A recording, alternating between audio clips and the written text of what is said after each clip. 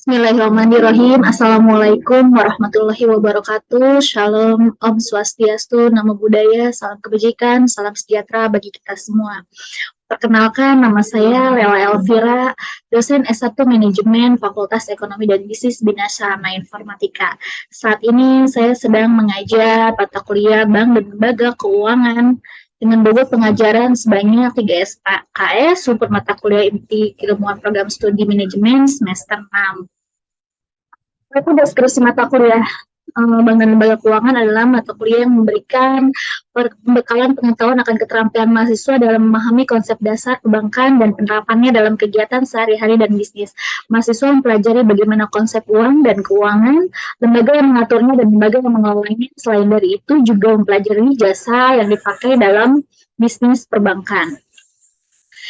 Capaian pembelajaran mata kuliah ini atau biasa kita sebut dengan CAPMK, mahasiswa menguasai konsep dasar uang dan keuangan berdasarkan hasil informasi data secara mandiri. Mahasiswa mampu menguasai konsep dasar lembaga otoritas jasa keuangan dan lembaga penjamin simpanan berdasarkan hasil informasi data secara detail, hasil informasi data secara mandiri, dan terakhir adalah mahasiswa mampu menguasai konsep dan perbedaan bank syariah dan bank konvensional berdasarkan hasil informasi data secara mandiri. Dan sub CPNK pada mata kuliah ini yaitu mahasiswa mampu menjelaskan dan menggunakan teori terkait konsep dasar uang dan keuangan, memahami dan mampu menyelesaikan kasus fungsi manajemen keuangan, dan mahasiswa diharapkan mampu menjelaskan dan menggunakan teori terkait otoritas jasa keuangan dan lembaga penjamin simpanan, memahami dan mampu menyelesaikan kasus fungsi manajemen keuangan, serta diharapkan mahasiswa mampu menjelaskan dan menggunakan teori terkait konsep dasar bank syariah dan konvensional, memahami dan mampu menyelesaikan kasus fungsi manajemen keuangan. Adapun pokok bahasan pada mata kuliah ini meliputi 1.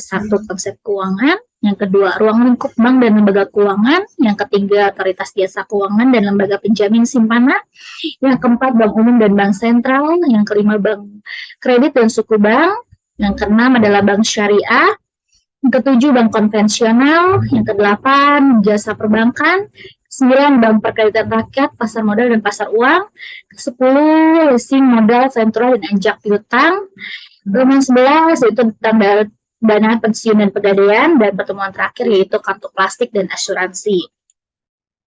Adapun metode pembelajaran yang saya gunakan ada 3, yaitu delivery method, kedua problem based learning atau biasa kita sebut dengan PBL, dan yang ketiga adalah blended learning.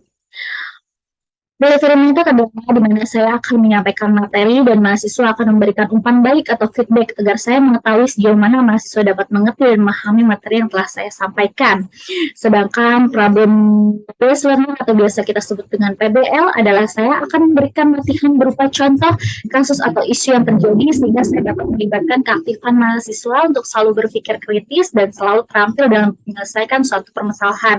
Dan yang terakhir adalah blended learning, di mana mahasiswa akan melakukan presentasi secara berkelompok sehingga mahasiswa dapat belajar berdiskusi, berpendapat, berargumentasi, dan tampil berani di depan khalayak ramai. Adapun media pembelajaran yang saya gunakan diantaranya adalah MyBase.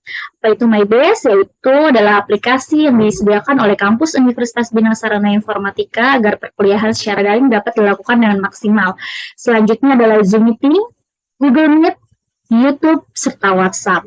Hal ini saya lakukan agar mahasiswa mampu memanfaatkan teknologi di era digital yang semakin lama semakin canggih dan menyerap hal positif serta menambah wawasan terkait tentang materi yang saya sampaikan.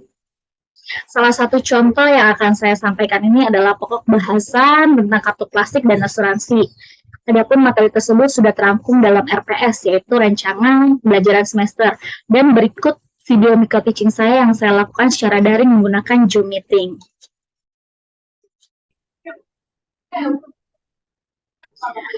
Ya, Assalamualaikum warahmatullahi wabarakatuh. Waalaikumsalam warahmatullahi wabarakatuh. Ya, terima kasih anak-anak untuk partisipasinya hari ini. Sekarang kita sudah di pertemuan 14. Artinya besok kalian UTS, sebelum UTS kita adakan kuis ya. Sekarang kita the last materi, yaitu di kartu plastik dan asuransi. Nah, sebelumnya saya mau bertanya, apakah kalian sudah punya ATM? Sudah, Bu. Sudah, asuransi? Sudah, Ibu. Asuransi udah, Bu. Sudah, asuransi apa? Saya Misalnya asuransi apa, Pri? prudensial, Bu. Prudensial berarti kesehatan ya? Lebih kesehatan atau Iya. jiwa itu? Itu ke kesehatan, Bu, jatuhnya, Bu. Kesehatannya, berarti kalau misalkan mau berobat, bisa langsung dipakai atau nanti diklaim dulu? Bisa langsung dipakai, Bu. Bisa langsung dipakai. Jadi nggak harus pakai uang pribadi ya, Fik? Betul, Ibu. Terus kalau kartu ATM kalian itu biasanya sih yang mayoritas semua memakai bank BCA ya. Betul. Iya, Bu. Ya, kita bahas dulu ya. Apa sih kartu plastik itu? Kartu plastik merupakan suatu alat berbentuk kartu yang diterbitkan oleh suatu lembaga keuangan dan dapat digunakan untuk berbagai macam transaksi keuangan. Salah satunya tadi ya yang saya bilang kartu ATM atau sisi ya, kartu kredit card itu masuknya ke kartu plastik. Terus jenis kartu plastik ini ya bilang kredit card atau kartu kredit kalau bahasa Indonesianya merupakan suatu alat berbentuk kartu yang diterbitkan suatu lembaga keuangan dan dapat digunakan sebagai pembayaran transaksi pembelian barang atau jasa. Pembayaran pelunasannya dapat dilakukan oleh penulis secara sekaligus atau angsuran pada jangka waktu tertentu setelah kartu digunakan sebagai alat pembayaran. Jadi biasanya kartu kredit itu bisa kalian cicil gitu kan, kalian menggunakan dulu baru nanti untuk kalian bisa menggunakannya untuk tukar dengan barang atau jasa seperti kayak tadi ya ke rumah sakit gitu kan. Berarti kan kita bukan membeli suatu produk loh, tapi kita menggunakan jasa layanan dokter. Nah, nextnya kita bisa menyicil di jatuh tempo atau kita cicilan per bulan, setiap per bulannya kita berapa itu nanti biasanya ada di PK ya, perjanjian kredit pada saat kalian ingin mengajukan kartu kredit tersebut. Dan itu setiap bank pasti berbeda-beda rule-nya ya. Terus next-nya ada charge card. Merupakan suatu alat berbentuk kartu yang diterbitkan oleh suatu lembaga keuangan dan dapat digunakan sebagai alat pembayaran transaksi pembelian barang dan jasa. Pembayaran pelunasannya harus dilakukan oleh pembeli secara sekaligus pada jangka waktu tertentu setelah kartu digunakan sebagai alat pembayaran. Nah, biasanya ini sama seperti kartu kredit, tapi dia lebih banyak ya. Maksudnya dalam artian bunganya gitu. Biasanya jarang nih yang pakai kalau orang Indonesia ya ini karena dan harus bisa kita memprediksi kita tuh belinya barangnya yang benar-benar penting atau enggak. Kalau misalkan sesuai kebutuhan ya boleh pakai gitu kan, misalkan untuk produksi ya, untuk beli mesin produksi tentunya nggak begitu rugi ya detailnya. Kalau misalnya buat seumur kalian kan generasi milenial biasanya beli iPhone gitu kan, handphone yang lumayan tuh kan harganya lumayan besar, itu menggunakan ini sebetulnya rugi karena nanti kalian kena charge-nya besar.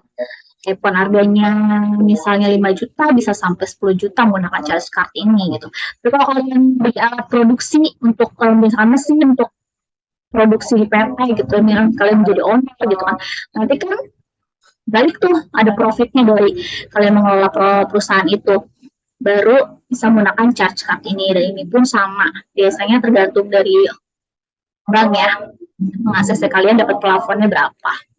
Setiap bank masing-masing berbeda. Terus debit card yang tadi ya, seperti tadi salah satunya tadi debit card itu sama aja seperti ATM.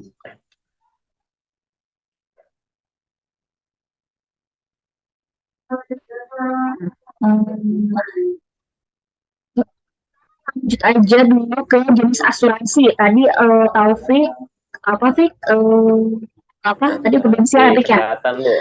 Lebih ke kesehatan. Berarti ya Asuransi kalau jiwa. sakit gitu ya baru bisa digunain ya. Kalau misalkan Iya, dalam keadaan yang enggak sakit atau sehat-sehat aja tidak bisa gitu. Dan begitu pun sama jenis asuransi berdasarkan segi fungsi dan segi pokok kepemilikannya itu sama. Misalkan asuransi milik pemerintah itu digunakannya ya memang misalnya gedung pemerintahan kayak departemen sosial gitu kan, diasuransikan gedungnya terus kebakaran baru bisa cair gitu. Kalau semata-mata nggak ada apa-apa ya sama dia juga nggak bisa cair gitu kan.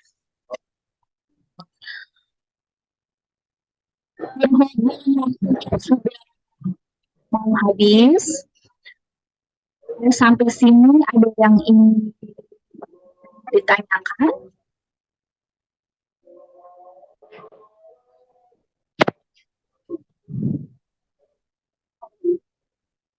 saya mau bertanya, Bu.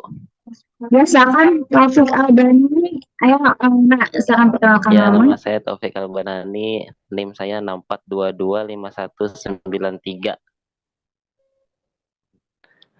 Saya ingin bertanya, dari mana kita bisa membedakan kartu ATM dan kartu kredit card yang bisa digunakan di luar negeri, Bu?